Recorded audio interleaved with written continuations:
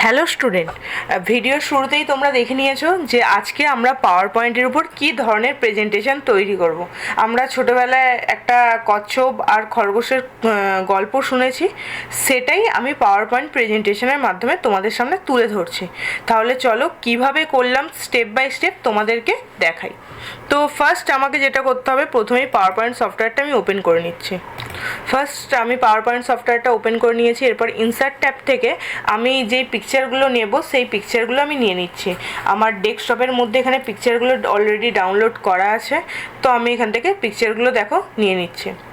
তো এখানে একটা জঙ্গলের পিকচার আমি এখানে নিয়ে নিয়েছি এবং এটাকে আমি কি করছি, পুরো পেজটার সাথে অ্যাডজাস্ট করে রেখে দিচ্ছি আগে। এরপর আবার ইনসার্ট ট্যাবে যাব, এখান থেকে পিকচারে যাব, গিয়ে দিস ডিভাইস, এখান থেকে এবার আমার যে ক্যারেক্টারগুলো আছে সেই ক্যারেক্টারগুলো আমি এখান থেকে নিয়ে নেব। তো ফার্স্ট আমি এখান থেকে একটা খরগোশ নিয়ে নিলাম এবং সেই খরগোশটাকে দেখো আমি কি করছি, এখান থেকে যে রিমুভ ব্যাকগ্রাউন্ডে যেগুলো আমার লাগবে সেই জিনিসগুলোকে আমি রিমুভ করে দেবো, আর যেই জায়গাটা আমার দরকার সেই জায়গাটাকে আমি রেখে দিচ্ছি।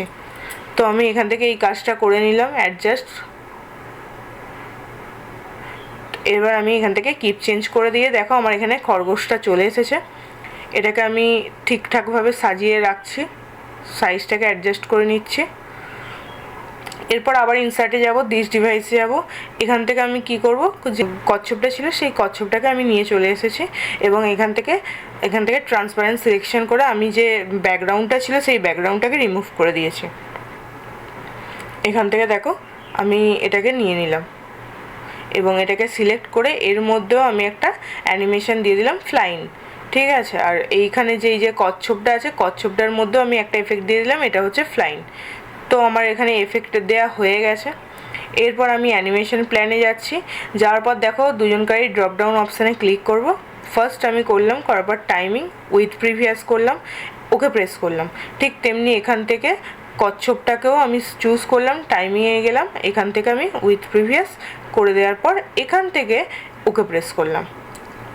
ঠিক আছে, এরপর আমি দেখো রাইট ক্লিক করব, রাইট ক্লিক করে নিউ স্লাইড, এই সিলেকশানটাকে আমি তুলে দেওয়ার জন্য সিলেক্ট করে ডিলিট করে দিলাম। এরপর আমরা কি করব, ইনসার্ট ট্যাবে যাব, এখান থেকে পিকচার, আবার দিস ডিভাইসে চলে গেলাম। এখান থেকে একটা জঙ্গলের আমার ছবি অলরেডি ডাউনলোড করা ছিল, সেই ছবিটাকে আমি নিয়ে এখান থেকে চলে আসছি। তো নিয়ে চলে এলাম এবং এখানে পেজটাকে আমি কি করে দিলাম, সেট করে দিচ্ছি। দেখো চলে এসেছে।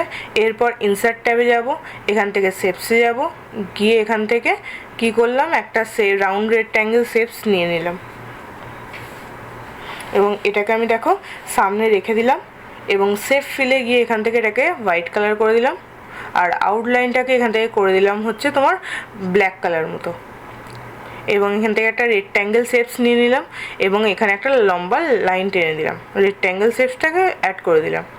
এরপর এটাকেও সেম কি করব, আমি কালার দেব। তো শেপ ফিলে গেলাম, এখান থেকে ব্রাউন কালারটা দিয়ে দিলাম আর আউটলাইনটাকে করে দিলাম হচ্ছে নো আউটলাইন। তো এরপর আমি এখান থেকে কি করলাম, ব্রিং টু ফ্রন্ট চুজ করলাম, ফার্স্ট রেক্ট্যাঙ্গেলটাকে সিলেক্ট করে এরপর হোম ট্যাবে যাব। যাওয়ার পর আমি এখান থেকে কি করে নিলাম, দেখো ব্ল্যাক কালার করে নিলাম, কালার যে টেক্সটটা লিখবো এবং এখানে লিখে দিলাম হচ্ছে স্টার্ট। এটার মধ্যে আমি লেখার সাইজটাকেও বাড়িয়ে দিচ্ছি, আর যদি তোমরা মনে করো যে লেখার ফরম্যাটটাকে চেঞ্জ করবে, চেঞ্জ করতে পারো, আমি আর করলাম না। এরপর ইনসার্ট ট্যাবে চলে গেলাম। এরপর আমি এখান থেকে কি চুজ করব, দেখো এখান থেকে আমি যে পিকচারটা নেব মানে হচ্ছে কচ্ছপের পিকচারটা, সেটা নিয়ে নিলাম। কালারে গিয়ে এখান থেকে সেট ট্রান্সপারেন্ট কালার করে দিলাম যাতে আমার ব্যাকগ্রাউন্ডটা ডিলিট হয়ে গেল। এখানে এটাকে নিয়ে নিলাম। এরপর আমি এটাকে জাস্ট রোটেট করে ফ্লিপ হরাইজন্টাল করে দিলাম, এখানে আমি রেখে দিলাম। এরপর সেকেন্ড যেই পিকচারটা আমার লাগবে সেই পিকচারটাকেও আমি নিয়ে চলে আসছি। সেটা কিসের পিকচার, সেটা হচ্ছে খরগোশটার পিকচার।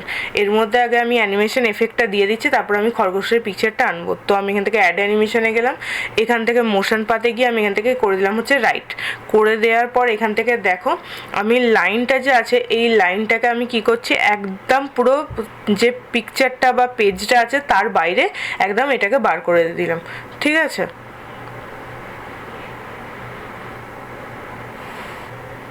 এটাকে অ্যাডজাস্ট করে নিয়েছি।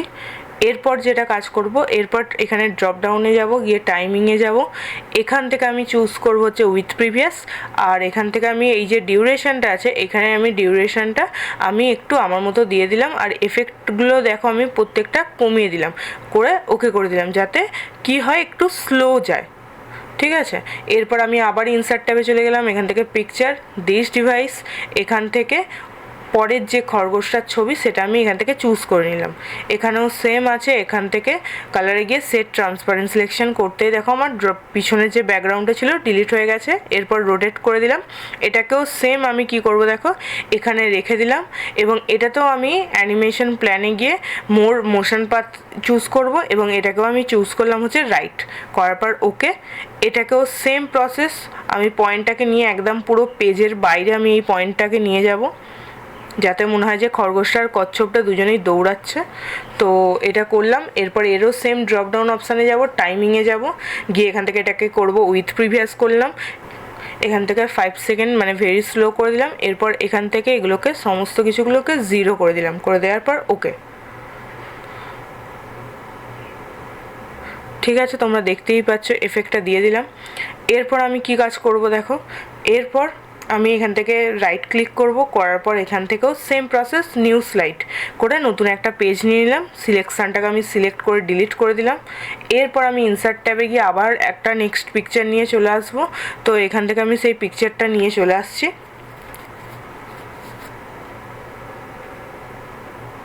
এখান থেকে আমি পিকচারটা নিয়ে চলে এলাম, এটাকেও সেম পুরো পেজ জুড়ে এটাকে পুরো ফিল করে দেবো।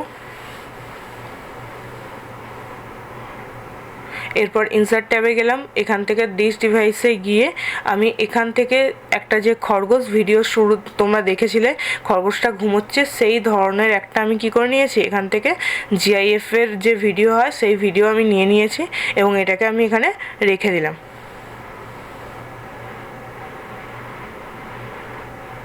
এবং এখানে ইনসার্ট ট্যাবে গেলাম, গিয়ে এখান থেকে দিস ডিভাইসে আবার গেলাম, যাওয়ার পর এখান থেকে যে কচ্ছপটা ছিল সেই কচ্ছপটাকে আমি নিয়ে চলে এলাম, এবং এখানে সেম প্রসেস কালারে গিয়ে জাস্ট ট্রান্সপারেন্ট সিলেকশানটা করে ব্যাকগ্রাউন্ডটাকে আমি চেঞ্জ করে দিলাম এবং ফ্লিপ হরাইজেন্টাল করে দিলাম।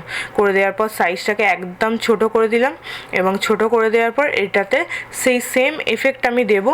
কি দেবো, আমি এখান থেকে অ্যানিমেশনে যাব, অ্যাড অ্যানিমেশনে গিয়ে মোর মোশন এফেক্ট পাতে যাব, এখান থেকে আমি রাইটটা ক্লিক করলাম, ক্লিক করার পর ওকে।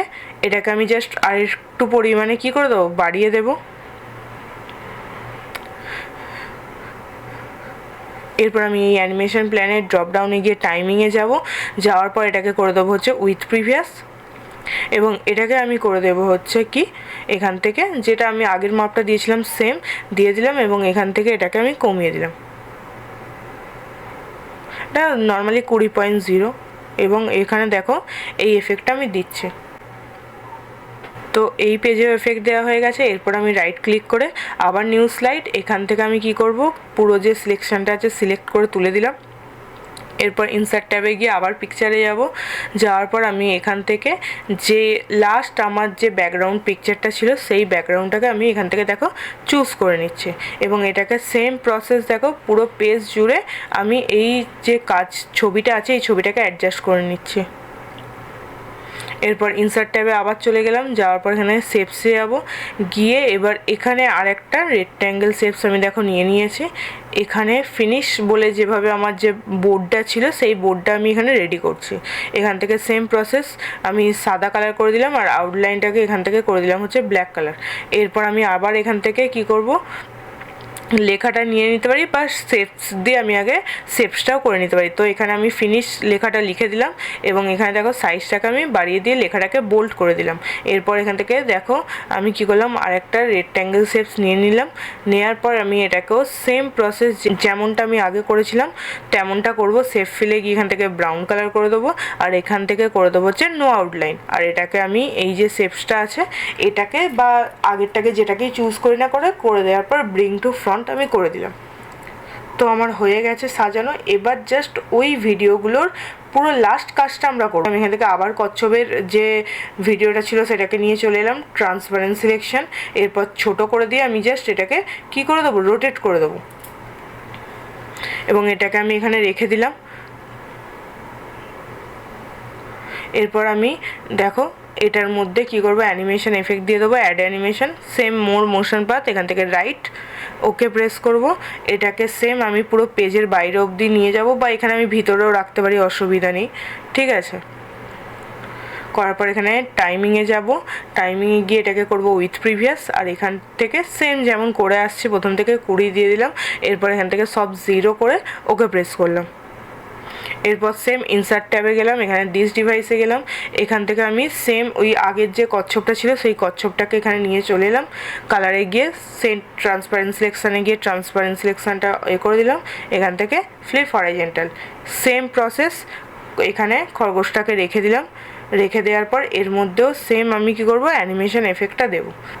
অ্যানিমেশনে চলে গেলাম, অ্যাড অ্যানিমেশন, মোর মোশন পাথ, এখান থেকে রাইট করব, করার পর ওকে প্রেস করব, এটাকে ধরে একদম এখানে নিয়ে চলে আসবো, ঠিক আছে। এরপর আমি এখান থেকে দেখো টাইমিংয়ে গেলাম, এটাকেও সেম উইথ আফটার প্রিভিয়াস করব, আর এই জায়গাটা করব হচ্ছে ভেরি স্লো করে দেওয়ার পর এখানে এগুলোকে 0 করে দেবো, ওকে। আফটার প্রিভিয়াস করলাম কারণ কচ্ছপটা ওখানে চলে এলে তারপর খরগোশটা আসবে, আমি ওই জন্য ওই ভিডিওটাকে এইভাবে রাখলাম। তো আমার প্রপার কাজ কমপ্লিট হয়ে গেছে। এবার আমি কি কাজ করব দেখো, ট্রানজ্যাকশানে যাব, ট্রানজ্যাকশানে গিয়ে এখান থেকে অন মাউসটাকে তুলে দিয়ে করে দেবো আফটার অ্যাপ্লাই টু অল। আমরা জানি পাওয়ার পয়েন্ট প্রেজেন্টেশন কিবোর্ডে F5 দিয়ে স্টার্ট করতে হয়, তো আমরা করলাম। এই হচ্ছে আমার ফাইনাল রেজাল্ট, দেখে নাও তোমরা।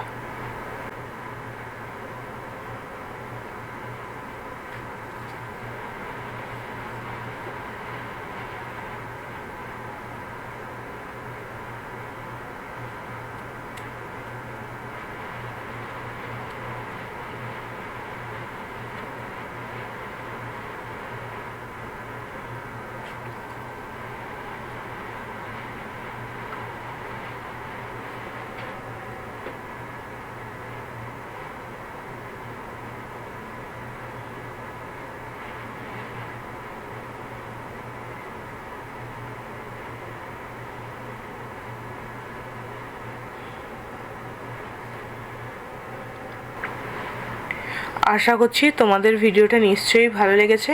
ভিডিওটা দেখার জন্য অবশ্যই বলবো থ্যাংক ইউ। ভিডিওটা ভালো লাগলে অবশ্যই লাইক করে দিও। আমাদের চ্যানেলটা সাবস্ক্রাইব না করা থাকলে অবশ্যই সাবস্ক্রাইব করে দিও, আর পাশে থাকা বেল আইকনের বাটনটা অন রেখো, যাতে আমাদের পেজে যখনই ভিডিও আপলোড হয় তখনই তোমাদের কাছে নোটিফিকেশান চলে যায়। তো আজকের মতো এতটুকুই ক্লাস, আবার দেখা হচ্ছে নেক্সট ক্লাসে, ঠিক আছে, টাটা।